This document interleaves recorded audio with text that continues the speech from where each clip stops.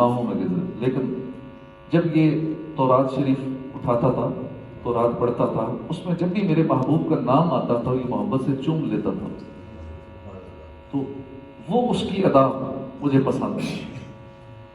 میں نے گوارا نہ کیا کہ ایسے شخص کو سزا دوں جو میرے محبوب کے نام کی تعظیم کرتا ہو، اس لیے میں نے اس کو بخش دیا، جو اس کے جنازے میں شریک ہوا اس کو بھی بخش دیا۔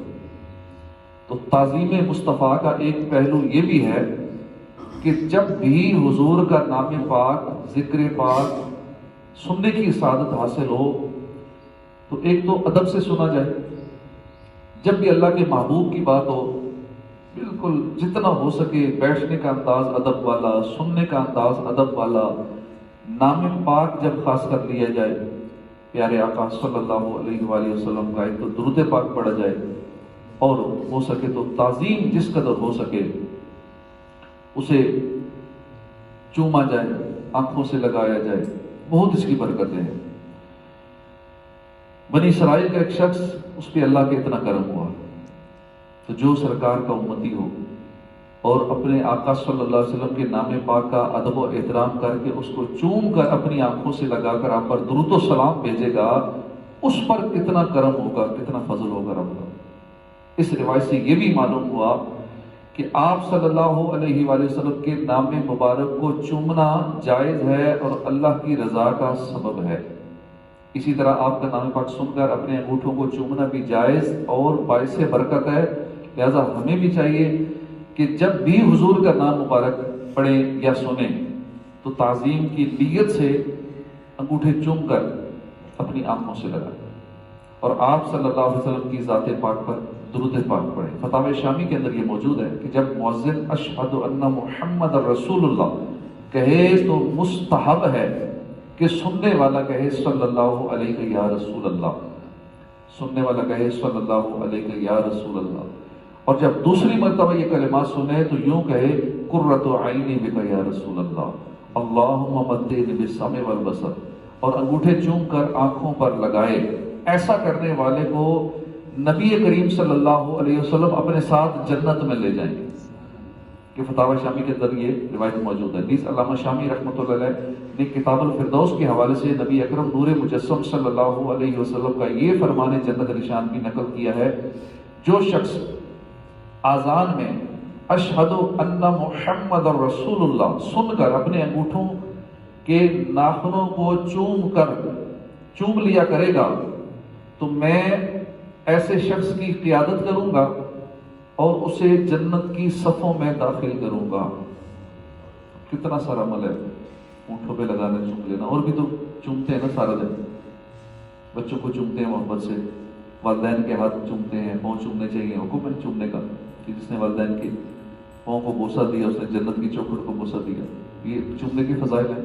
بزرگوں کے ہاتھ چومتے ہیں ادب سے، تو جب آقا کا نام آئے تو چوم لیا تو کون سا شرک ہو گیا، لیکن لوگ کہتے ہیں شرک ہے، بدعت ہے، منع ہے،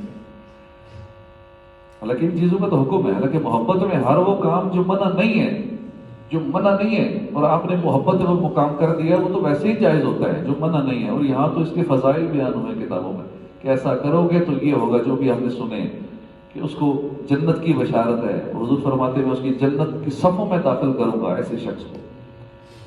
تو اللہ پاک ہمیں بھی تعظیم مصطفیٰ کرنے کی توفیق عطا فرمائے۔ ایک مرتبہ آج حضرت امام اہل سنت کی بارگاہ میں پیارے آقا صلی اللہ علیہ وسلم کا نام اقدس سن کر انگوٹھے چومنے کے بارے میں سوال کیا گیا، تو آپ نے جو جواب ارشاد فرمایا اس کا خلاصہ یہ ہے کہ ضرور چومنے چاہیے، بلکہ خاص کر اذان کے دوران تو نام اقدس سن کر انگوٹھے چومنا علماء کرام نے مستحب قرار دیا ہے، اچھا عمل قرار دیا ہے، اور اس خاص موقع پر انگوٹھے چومنے کا حکم حدیث پاک میں بھی ہے۔ حدیث پاک میں حکم فرمایا گیا ہے انگوٹھے چومنے کا، البتہ نماز میں یا خطبے میں یا تلاوت قرآن کریم میں نام مبارک سن کر انگوٹھے چومنا منع ہے۔ نماز کے اندر چونکہ کوئی بھی عمل منع ہے، نماز کے اندر آپ کسی کو سلام نہیں کر سکتے، سلام کا جواب نہیں دے سکتے، درود پاک نہیں پڑھ سکتے، اللہ کا نام آئے تو جل جلالہ یا عز و جل نہیں پڑھ سکتے، کیونکہ ان چیزوں سے نماز ٹوٹ جاتی ہے۔ جو مفسدات نماز ہیں، جن باتوں سے نماز ٹوٹ جاتی ہے، اس میں یہ بھی لکھا ہے کہ جب اللہ کا نام آئے اس پہ آپ نے جل جلالہ کا، عز و جل کہا، حضور کا نام آیا، درود پاک پڑھا، تو اور بھی اس طرح کی بہت ساری باتیں ہیں. چھینک آئی تو الحمدللہ کہا، یا چھینکنے کا کسی کی چھینکنے کا جواب دیا، یا کوئی بھی اس طرح کا کلام کیا تو اس سے نماز ٹوٹ جاتی ہے. البتہ نماز میں نہیں کہیں گے. اسی طرح خطبہ جب ہو رہا تو خطیب جمعے والے دن خطبہ پڑھتا ہے، اس دوران بھی یہ سارے عمل منع ہوتے ہیں.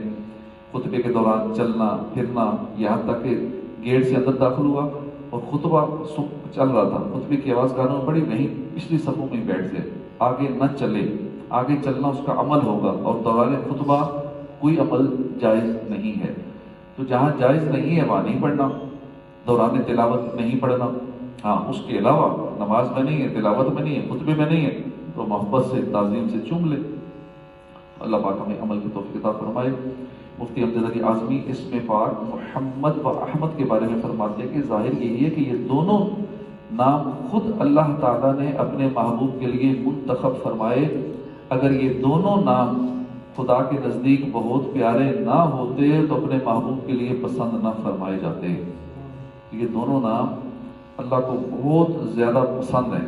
تو ہمیں چاہیے کہ حضور کی تعظیم کی وجہ سے آپ کے مبارک نام کا بھی ادب کیا کریں، احترام کیا کریں. کہ اس کی ترغیب تو خود حدیث پاک میں بیان فرمائی، جیسا کہ نبی کریم رؤوف الرحیم صلی اللہ علیہ وآلہ وسلم نے فرمایا، اذا سمیتم الولد محمد فاقربوا، یعنی جب تم کسی بچے کا نام محمد رکھو تو پھر اس کی عزت کرو، اس کی عزت کرو. بلکہ محمود غزنوی جو مسلمان بادشاہ گزرے ہیں، عاشق رسول بادشاہ تھے، یہ اپنے غلام ایاز کے بیٹے کو جب ایاز کو بلاتے تھے،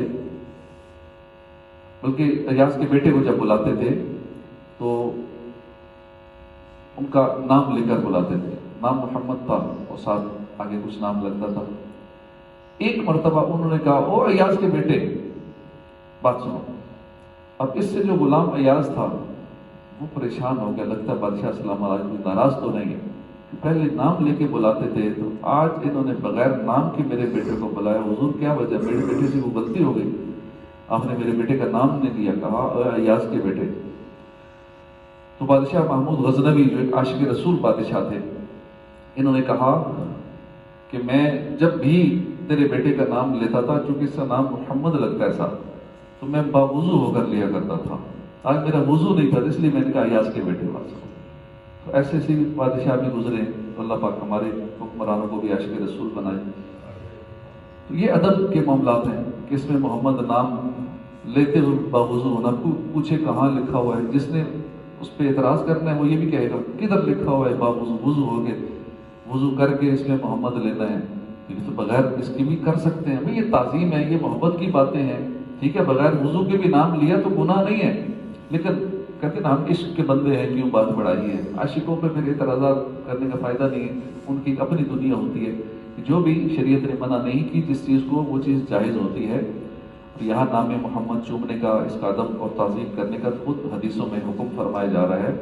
اس پہ کسی کے بھی وسوسے میں نہیں آنا چاہیے، کیونکہ بندہ جب کسی کی صحبت میں بیٹھتا ہے نا، پھر وہی باتیں دماغ میں بیٹھ جاتی ہیں کہ نام محمد نہیں چومنا چاہیے، میلاد نہیں کرنا چاہیے، گیارہویں نہیں کرنی چاہیے، فلاں کام شرک ہے، فلاں بدعت ہے، شرک بدعت، بس اسی کی فتوے چل رہے ہوتے ہیں. اور مسلمانوں کو، اچھے خاصے مسلمانوں کو مشرک اور بدعتی بنایا جا رہا ہوتا ہے. اللہ پاک ہمیں بد مذہبوں سے بچائے. آمین بجاہ نبی الامین صلی اللہ علیہ وآلہ وسلم. اعوذ باللہ